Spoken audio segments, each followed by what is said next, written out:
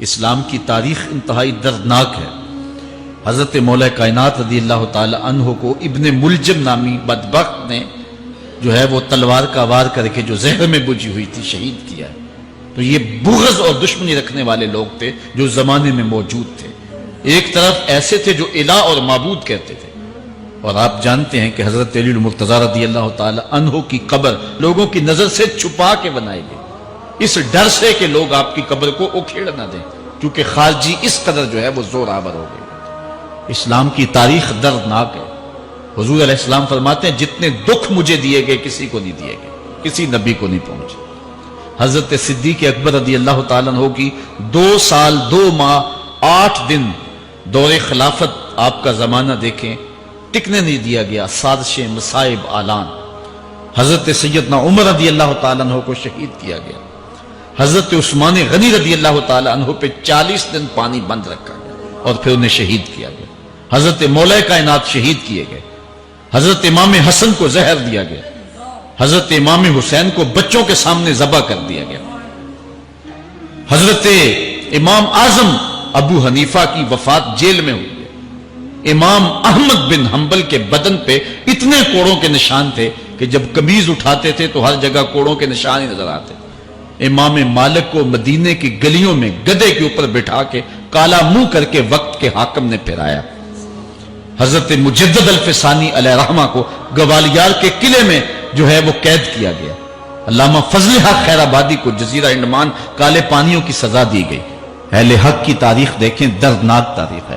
آج بھی کابل میں، کندھار میں، قلعہ جنگی میں، دشت لیلہ میں، تورا بورا میں، تکریت میں، موصل میں، بغداد میں، کشمیر میں، غزہ میں، یہاں برما میں دیکھو کون سی قیامت نہیں توڑی جا رہی۔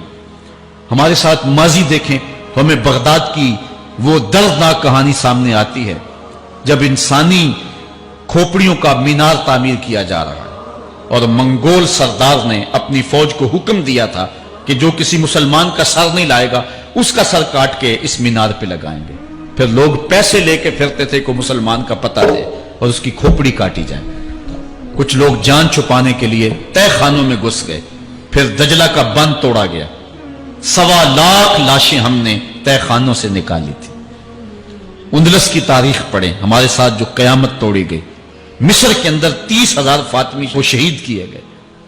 غریب و سادہ و رنگی ہے داستان حرم، نہایت اس کی حسین اور ابتدا ہے اسماعیل۔ یہ اسلام کی تاریخی درد سے، خون سے بھری پڑی ہے۔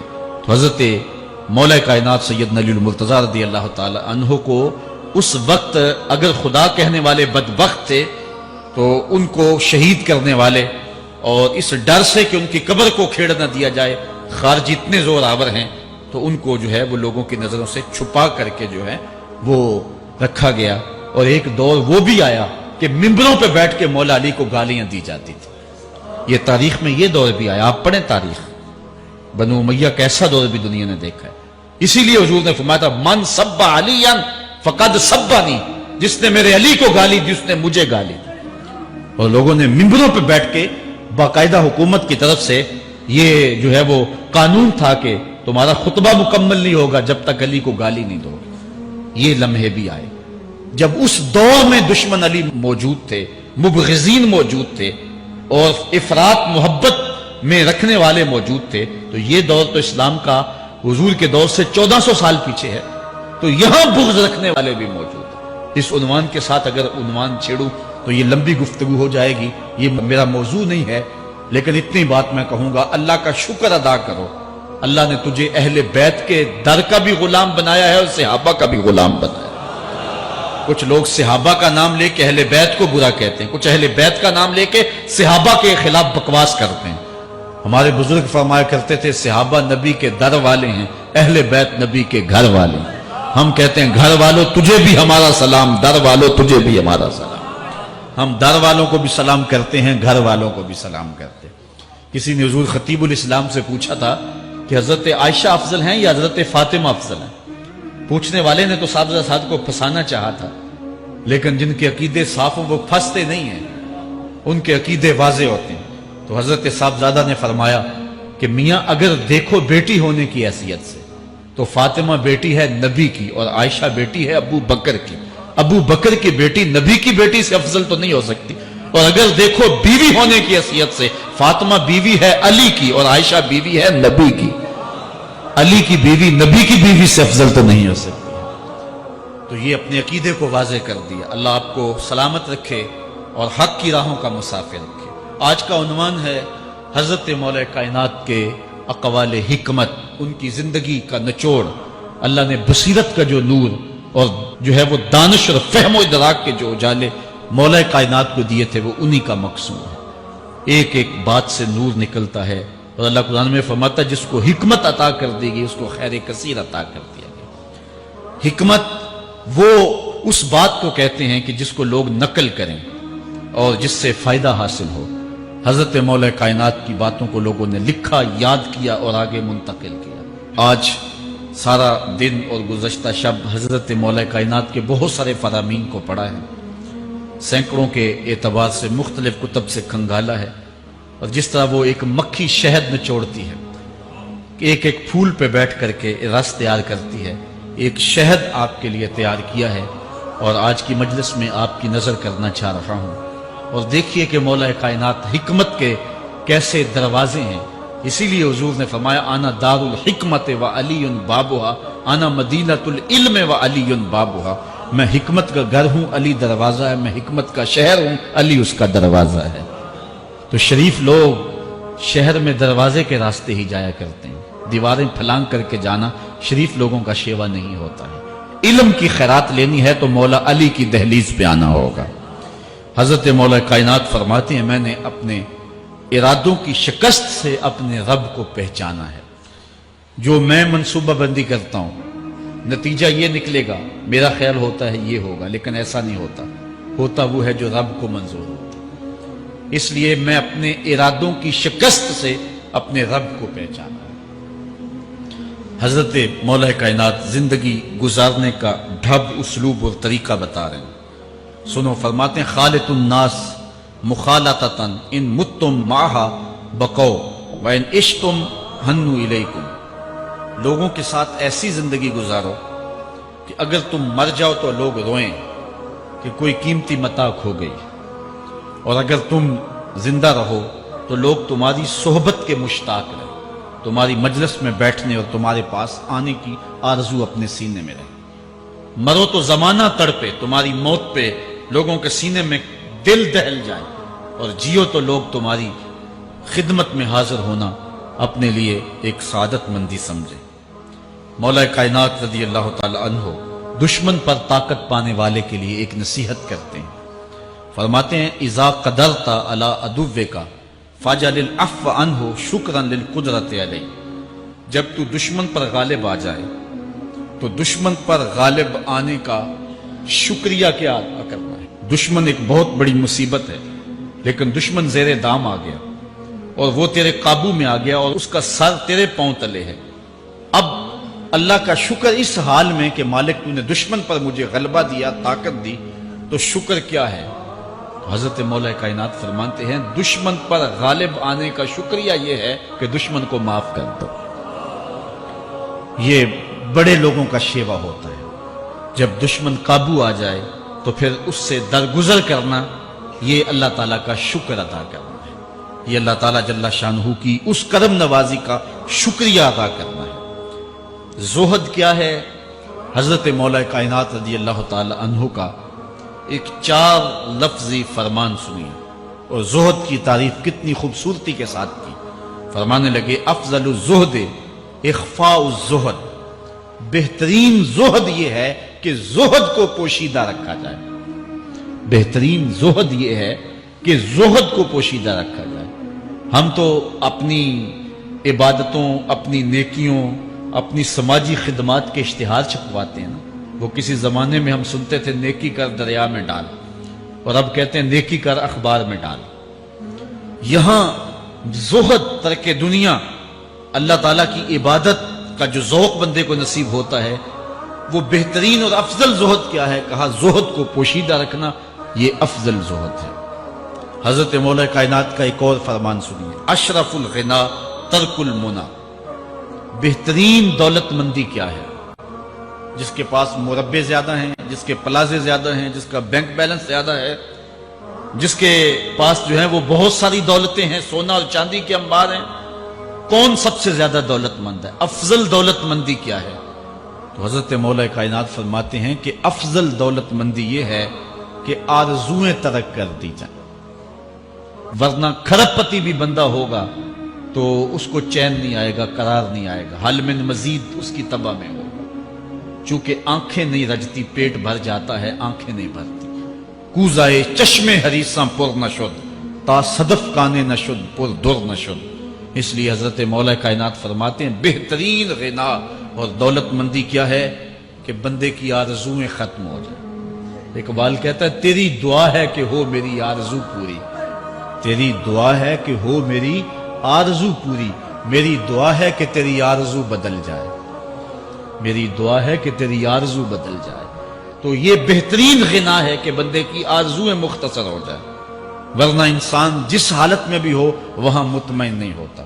کروڑ پتی ارب پتی کو دیکھتا ہے، ارب پتی کھرب پتی کو دیکھتا ہے، کھرب پتی اپنے سے آگے دیکھتا ہے۔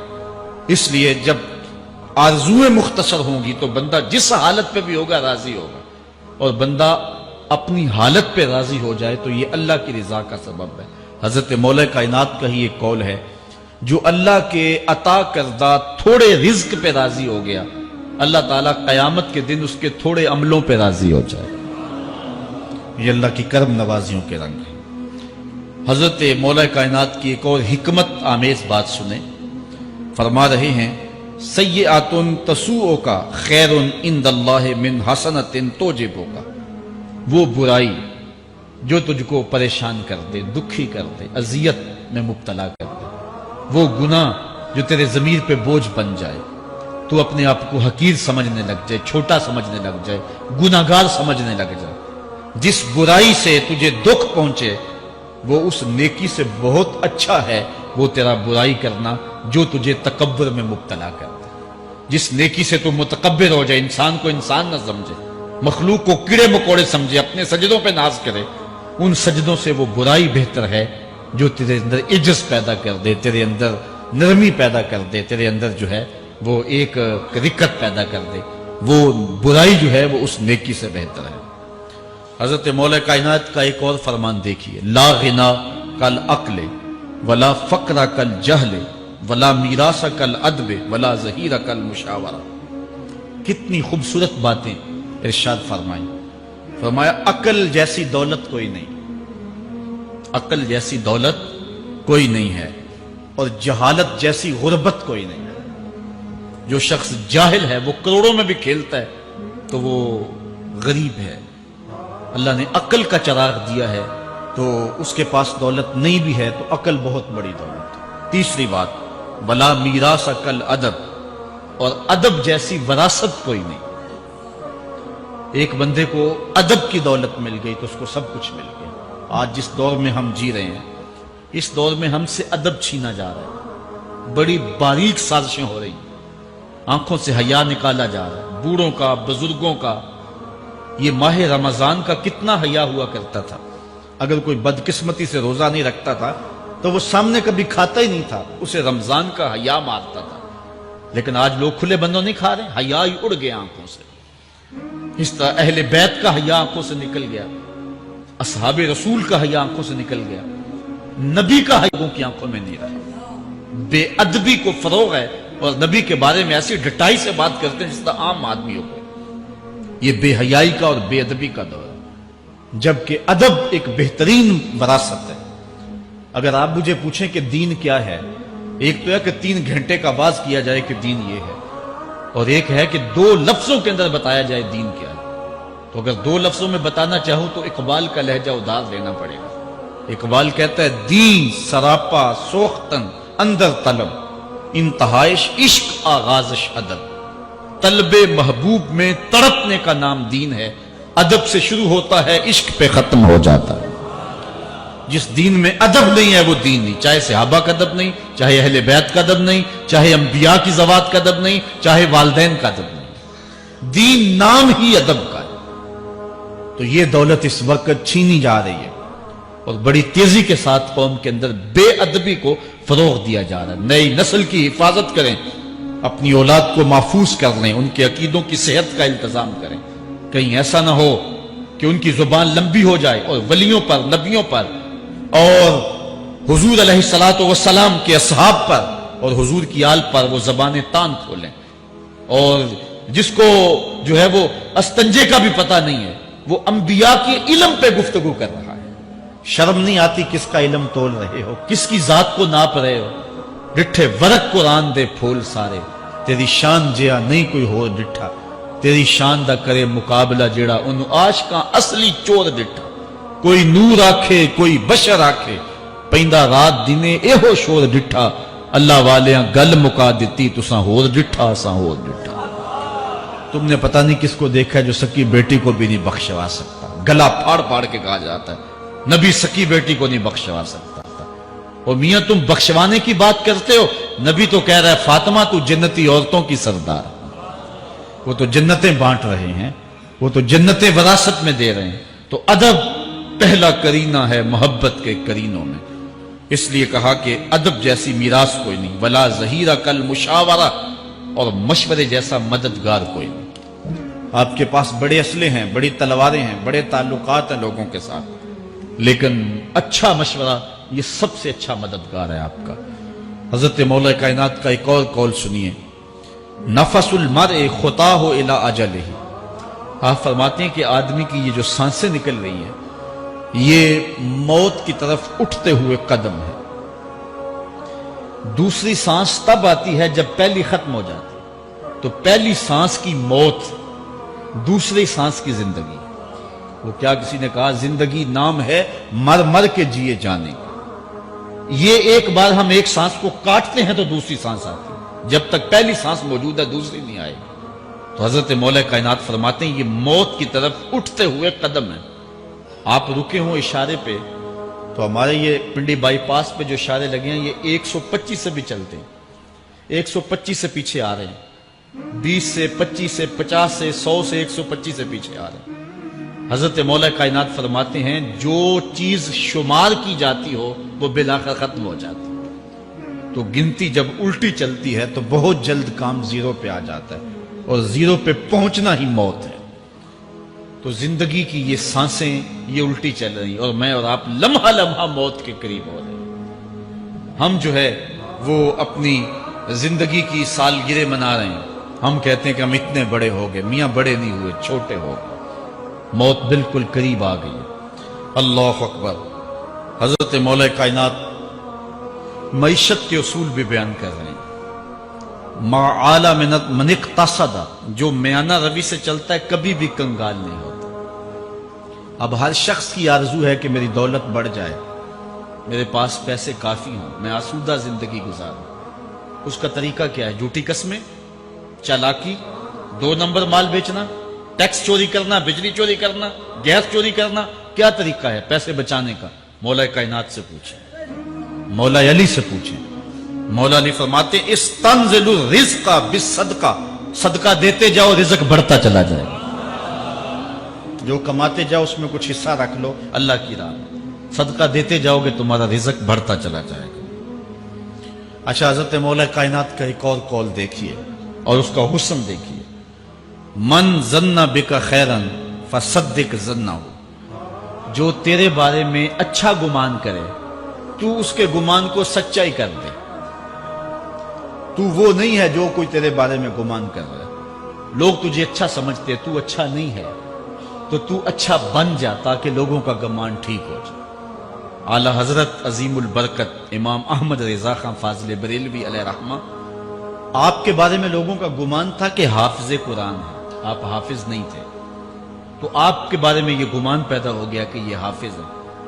تو رمضان کا موسم آیا تو کسی نے کہا حضرت اس مرتبہ آپ ہی سنا دیں. تو اعلی حضرت نے سوچا یہ میرے بارے میں اچھا گمان کرتے ہیں، چلو حافظ بانی جاتے ہیں. اعلی حضرت نے قرآن 1 مہینے میں حفظ کیا ہے. دن کو پڑھتے تھے، شام کو سنا دیتے تھے کہ جو لوگوں کا گمان ہے میں اس کے مطابق ہی ہو جاؤں. اچھا گمان کی کہانی سنیے. صحیح حدیث میں آتا ہے اور حدیث قدسی ہے، رب کہتا ہے میرا بندہ میرے بارے جو گمان کرتا ہے میں ایسے ہی ملوں گا. اس لیے اپنے رب کے بارے میں اچھا گمان کرنا چاہیے کہ ہمارا رب ہمیں معاف کر دے گا اور ہمارے گناہوں سے درگزر فرمائے گا۔ حضرت مولا کائنات کا ایک اور حکمت آمیز جملہ سماعت کیجئے، من عظم صغار المصائب ابتلاہ اللہ بکبارہا۔ چھوٹی سی مصیبت آ جائے جو بندہ واویلا شروع کر دے، مصیبت آ گئی، چھوٹی سی بیماری آئے تو شور کرے، چھوٹی سی مصیبت آئے تو شور کرے، اللہ اس کو پھر بڑی مصیبت میں مبتلا کر دیتا۔ جہاں ضرورت نہیں ہے وہاں اظہار کی کیا ضرورت؟ بیماری ہے تو ڈاکٹر کو بتاؤ، بندے کو بتانے کا کیا فائدہ؟ ہمارے ایک دوست ہیں کہ وہ کہتے ہیں کہ پہلے اگر کسی سے پوچھتے تھے نا کہ کیا حال ہے تو وہ کہتا تھا شکر ہے، اور آج کسی سے پوچھے تو وہ کہتا ہے شوگر ہے۔ یعنی اللہ تعالیٰ جل شانہ نے اگر تمہیں کسی ابتلا میں مبتلا کر دیا ہے تو اس کا شور، اس کا واویلا نہ کرو۔ جو چھوٹی مصیبت پر واویلا کرے گا اللہ پھر اس کو بڑی مصیبت میں مبتلا کر دے گا۔ حضرت مولا کائنات کا ایک اور حکمت آمیز جملہ سماعت کیجئے، آپ فرماتے ہیں زندگی گزارنے کا گر اور طریقہ، فرماتے ہیں عزم الخالق اندکا یصغر المخلوق فی عینک۔ اگر تیری نظر میں خالق بڑا ہوگا تو پھر مخلوق چھوٹی ہو جائے۔ اگر اللہ کی عظمت کا تجھے لحاظ ہے کہ وہ بہت عظیم ہے تو پھر مخلوق کی پرواہ نہیں ہوگی۔ حضرت مولا کائنات رضی اللہ تعالیٰ عنہ فرماتے ہیں کہ ایک باندی کے ہاتھ کے اندر خنزیر کی انتڑیاں ہوں، میں دنیا کو اتنی نظر سے بھی نہیں دیکھتا۔ تو یہ انسان اللہ کی عظمتوں کا اور اللہ کی شانوں کا جب لحاظ اسے ہوتا ہے تو پھر دنیا اس کی نظر میں جو ہے وہ کوئی قدر و قیمت نہیں رکھتی۔ ایک روایت میں آتا ہے جس کو اللہ نے قرآن دیا اور اس نے دنیا داروں کو دیکھا رشک کی نظر سے کہ ان کو دولت دی گئی، ان کو فلاں دیا گیا، میں تو بہت پیچھے رہ گیا۔ قد حقر ما آتاہ اللہ، اس نے اللہ کی عطا کو حقیر جانا۔ وہ میاں انہیں دولت دی گئی ہے، رب نے تجھے اپنا قرآن عطا کیا، تو پھر جو ہے وہ تو حقیر تو نہیں ہے، تجھے تو اعلیٰ چیز عطا کر دی گئی ہے۔ تو جس نے اللہ کی عظمت اور خالق کی عظمت کا اقرار کیا پھر مخلوق اس کی نظر میں کوئی حیثیت نہیں رکھتی ہے۔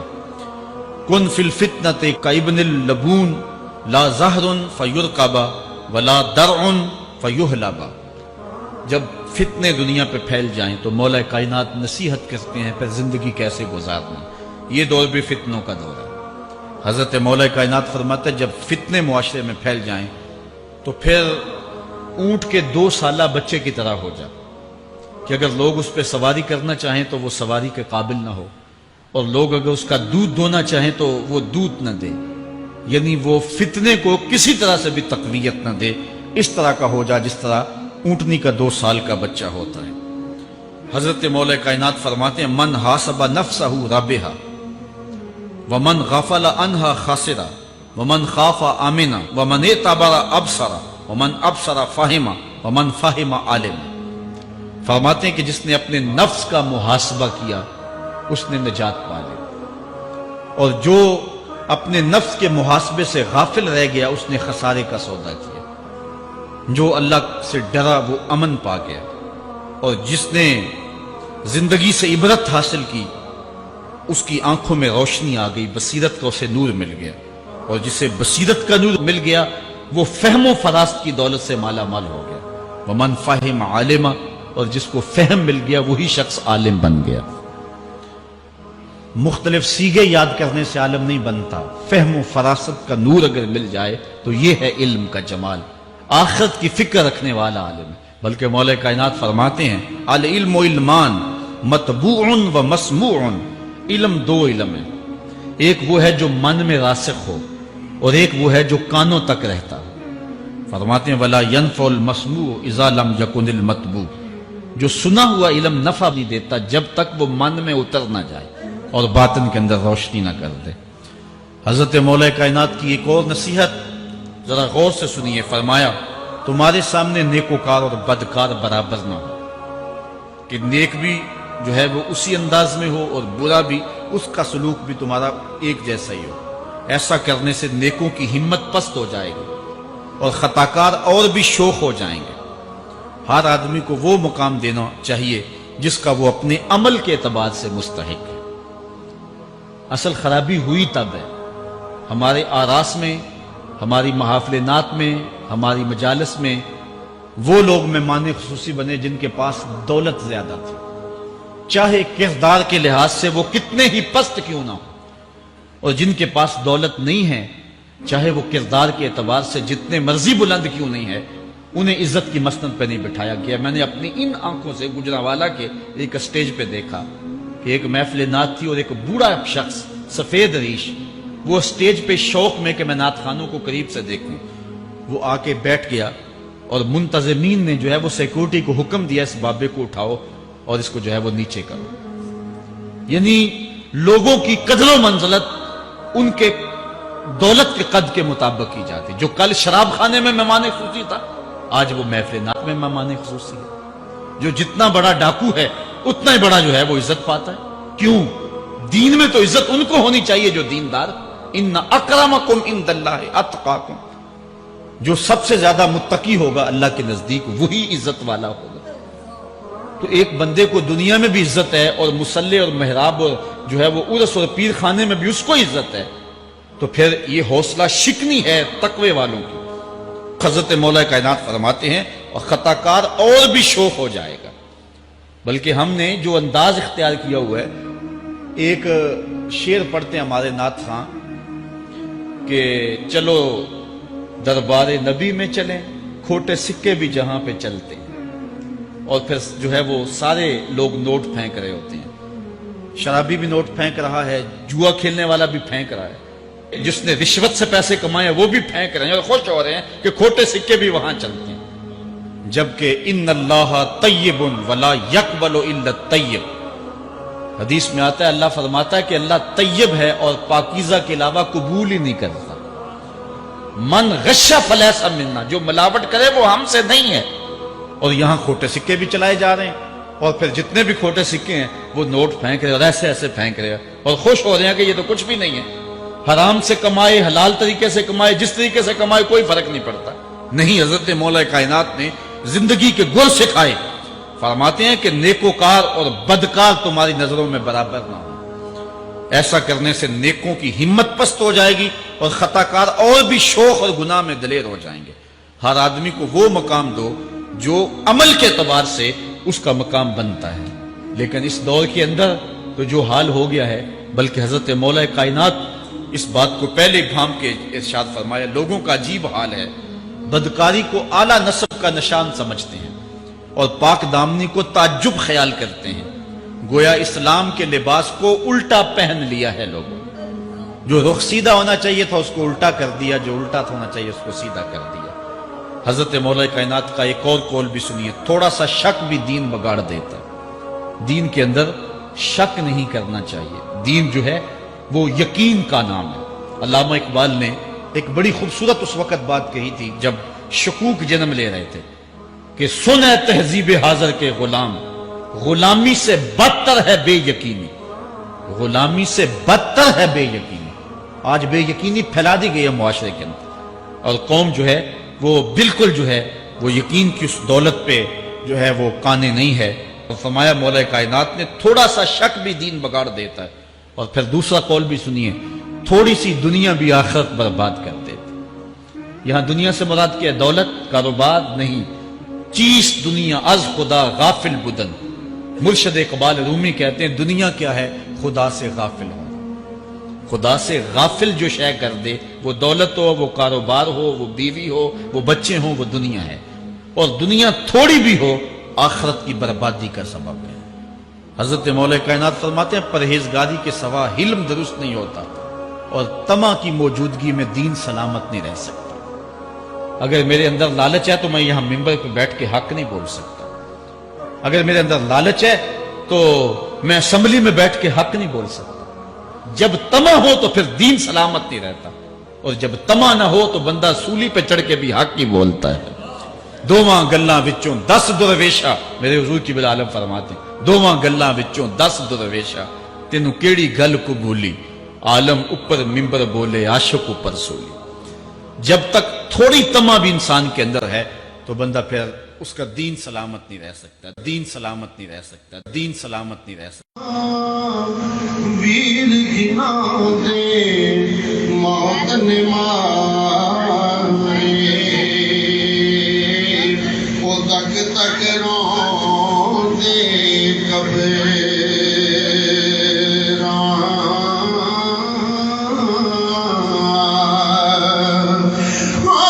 دنیا ڈالی اسی ہمارے،